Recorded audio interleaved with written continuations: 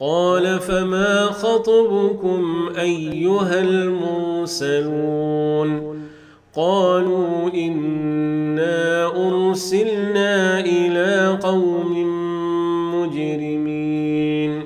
الحمد لله رب العالمين وصلى الله على سيدنا محمد وعلى آله وصحبه أجمعين.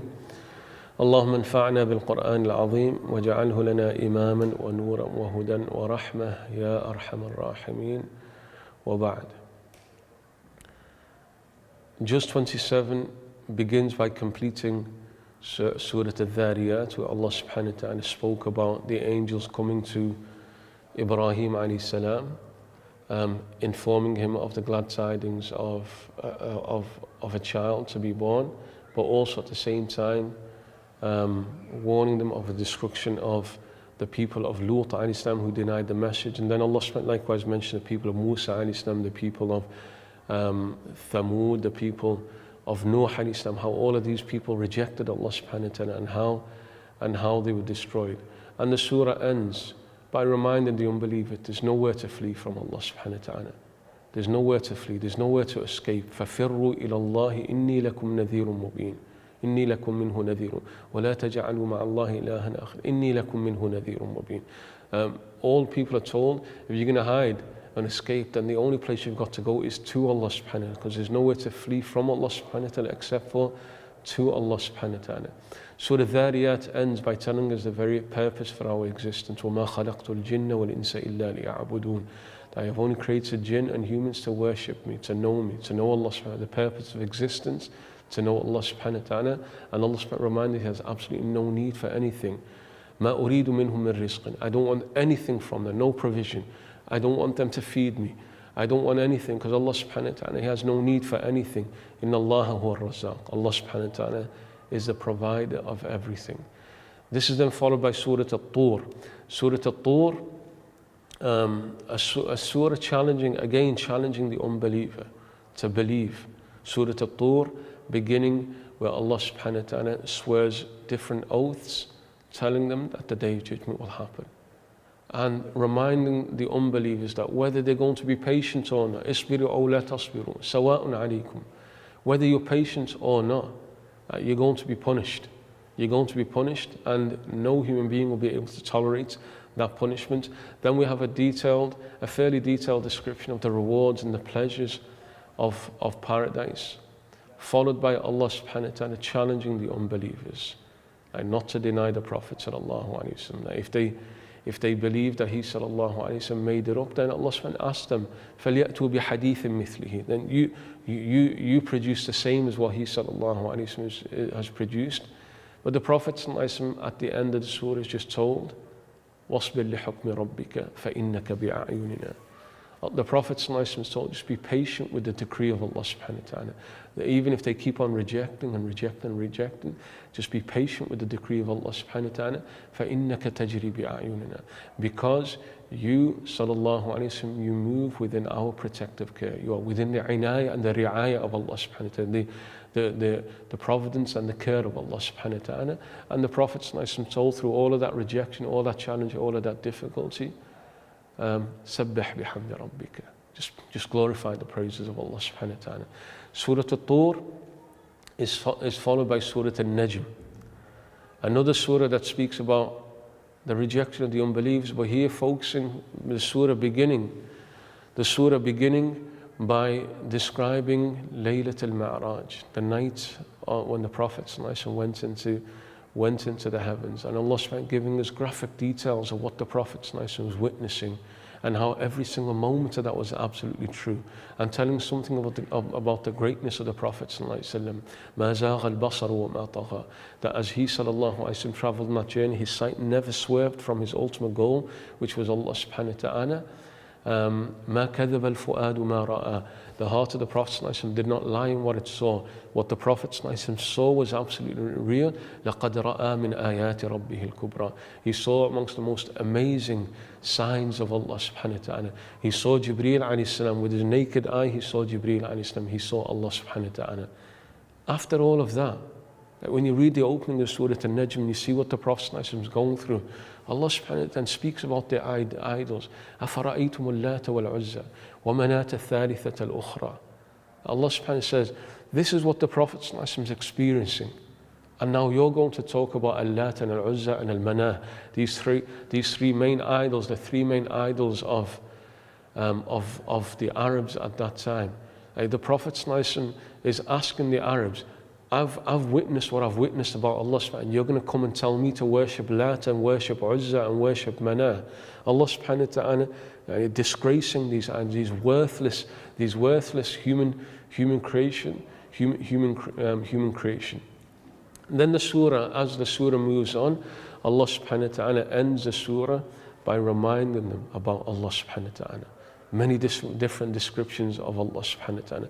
First reminding all human beings that in the scrolls of Ibrahim and in the scrolls of Musa alayhi salam, we're told, لَيْسَ لِلْإِنسَانِ إِلَّا مَا سَعَى وَأَنَّ سَعْيَهُ سَوْفَ يُرَى. That every human being only has with Allah what he's worked for in this world, and everything that he's worked for, he'll be shown on that day. And then we're reminded about Allah subhanahu wa ta'ala, أَنَّهُ هُوَ أَضْحَكَ وَأَبْكَى, that he's the one who causes people to laugh, he's the one who causes people to cry, he's the one who causes life, he's the one who causes death. Allah subhanahu wa ta'ala just keeps on describing him. He's Rabbu Shi'ra, he's the Lord of the Sirius star. And then they ask the question, فَبِأَيِّ آلَاءِ رَبِّكُمَا تَتَمَارَى. Which of the signs or which of the blessings of Allah subhanahu wa ta'ala are you going to doubt in? Like that's Allah subhanahu wa ta'ala. That's Allah subhanahu wa ta'ala. Which of the blessings of Allah subhanahu wa ta'ala are you going to doubt in? The surah ends by warning them that the original Ad and Nuh and all the people of Nuh alayhi salam, they were destroyed, letting them know that if they keep on challenging and denying the Prophet sallallahu alaihi wasallam, that they too will be destroyed. Which is then followed by Surah Qamar, again another powerful surah, Surah Qamar, which speaks in a similar vein, speaking about nations who denied their prophets and how Allah subhanahu wa ta'ala destroyed them. And as with Surah Al-Najm, Allah subhanahu began with the great miracle of the night journey. Surah Al-Qamar begins with the great miracle of splitting the moon.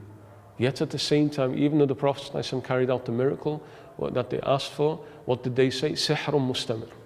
They just say continuous magic. He keeps on performing magic. So Allah speaks about how they denied, and He speaks about how the people of Nuh alayhi salam denied the message, and how Allah subhanahu wa ta'ala destroyed them. And as Allah subhanahu wa ta'ala describes these nations that denied, a repeated term comes in the surah. وَلَقَدْ يَسَّرْنَا الْقُرْآنَ لِلذِّكْرِ فَهَلْ مِن مُدَّكِرٍ. We've made the Qur'an easy to remember, to memorize, to remember, to understand. Is there anybody who's going to take admonition from this? So he spoke about Nuh alayhi salam. Nuh alayhi salam calling out to Allah subhanahu wa ta'ala, Inni maghlubun fantasir, that I have been overwhelmed by these people, give me victory. And he receives victory and his people are destroyed. The people of Ad, the same thing. They denied the Prophet. Allah subhanahu wa ta'ala sent upon them a wind that completely destroyed them. Over a period of 7-8 days, completely destroyed them. فَهَلْ مِن مُدَّكِرٍ. Is there anybody who's going to take admonition from this? The people of Thamud, they asked for a miracle. Allah subhanahu wa ta'ala said He gave them a miracle. They still denied. فَهَلْ مِن مُدَّكِرٍ. They were destroyed. Is anybody going to take a lesson from this? The people of Lut alayhi salam, with all the foulness and the filth that they practice, Allah subhanahu wa ta'ala in the morning He destroyed them after He instructed Lut alayhi salam and his family to leave.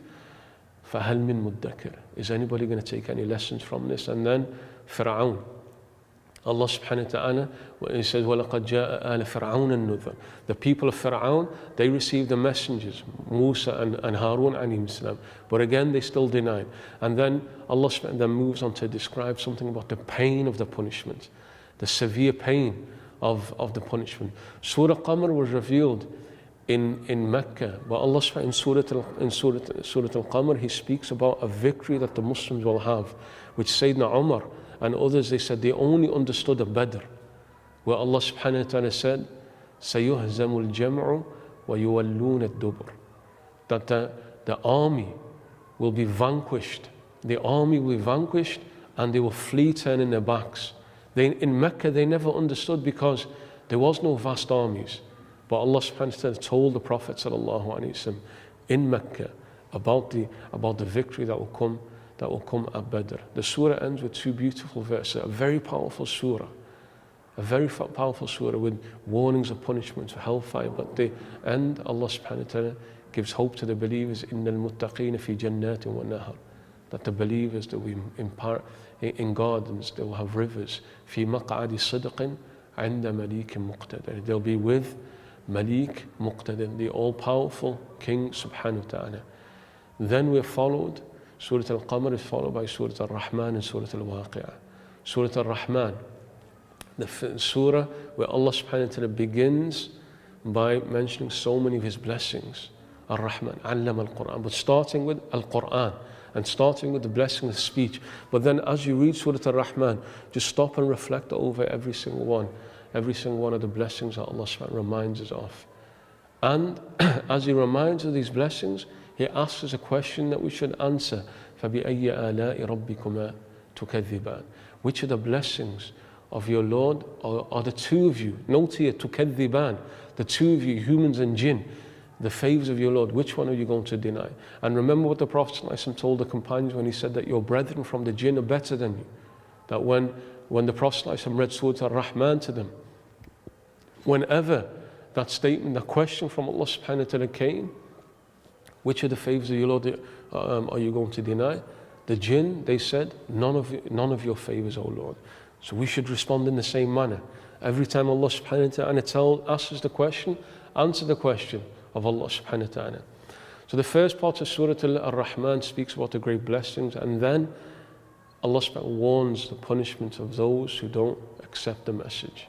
So after speaking about كُلُّ مَنْ عَلَيْهَا فَانٍ, everything will perish, nothing will remain. All of these blessings, all of this world is temporal, nothing will remain, and all that remains is Allah subhanahu wa ta'ala.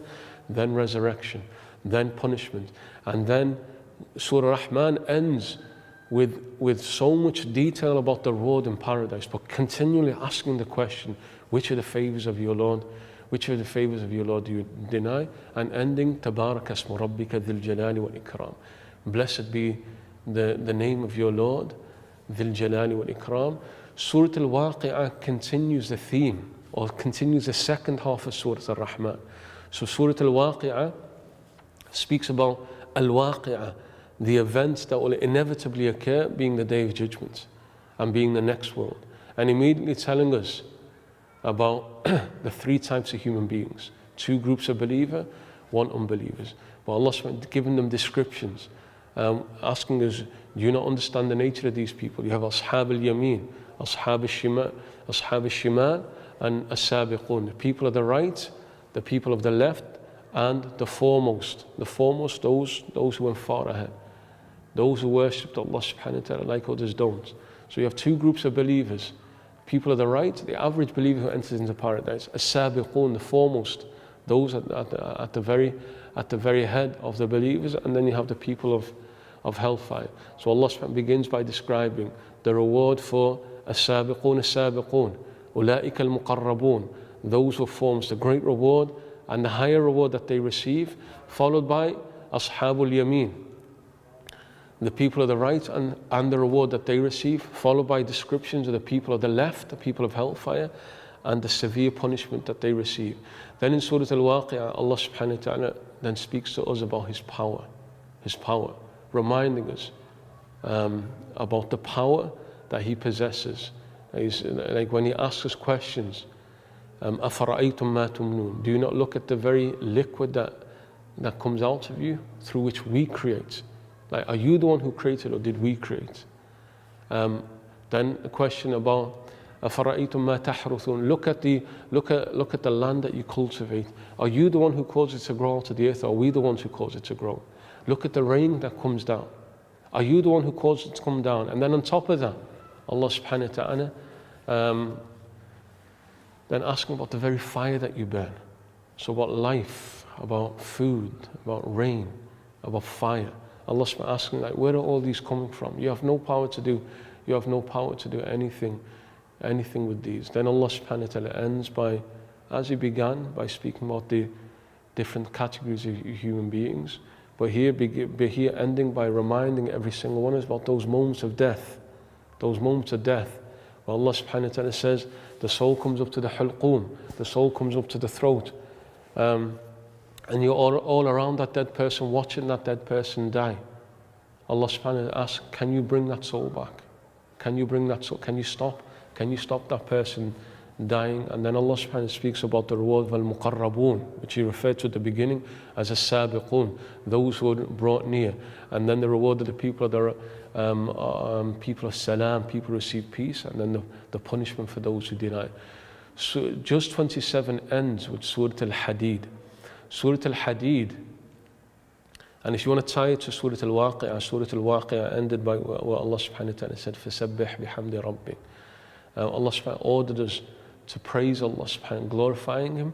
Immediately you then move on to Sabbaha Lillah, the first of 6 surahs in the Qur'an, or 6 surahs that are known as Al-Musabbihat. Al-Musabbihat are surahs that begin with the term in different forms of glorification of Allah subhanahu wa ta'ala. So we have here Surah Al-Hadid, where Allah subhanahu wa ta'ala tells us about the greatness of Him subhanahu wa ta'ala. Glory be to Him. He's above our comprehension. And to give us an insight to that, we have a verse in here, Surah Al-Hadid, which is unique, a verse which has 4 descriptions of Allah subhanahu wa ta'ala together. Huwa al-awwalu wal-akhiru wal-zahiru wal-batin. He's the first, He's the last, He's the outward, He's the inner. He's the outer, He's the inner. 4 descriptions of Allah subhanahu wa ta'ala that come together. Then the surah moves on to challenging people of hypocrisy.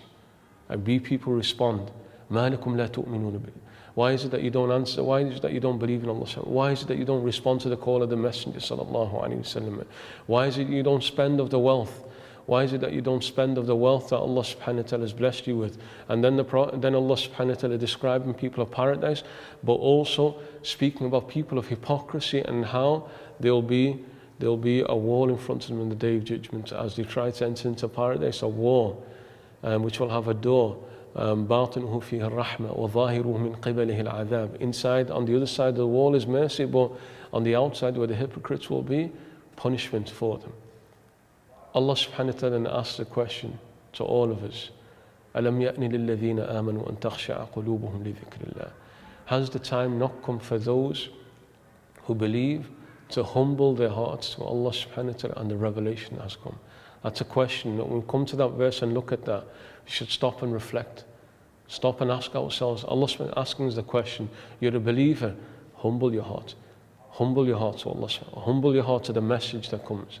And beware, the verse continues saying, beware of being like those who a lengthy period of time passed where they didn't reflect and didn't humble themselves and their hearts became hard. Then Allah subhanahu wa ta'ala speaks about how this world is a tribulation to tempt and seduce people away from the truth of Allah subhanahu wa ta'ala. And it ends with a reminder of the great blessings that Allah subhanahu wa ta'ala blessed prophets that went before with, talking to the Prophet sallallahu alayhi wa sallam.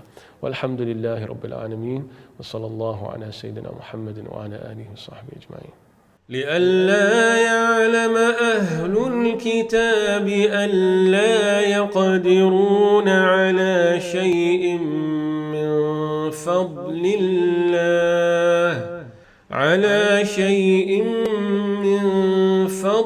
الله وأن الفضل بيد الله يؤتيه من يشاء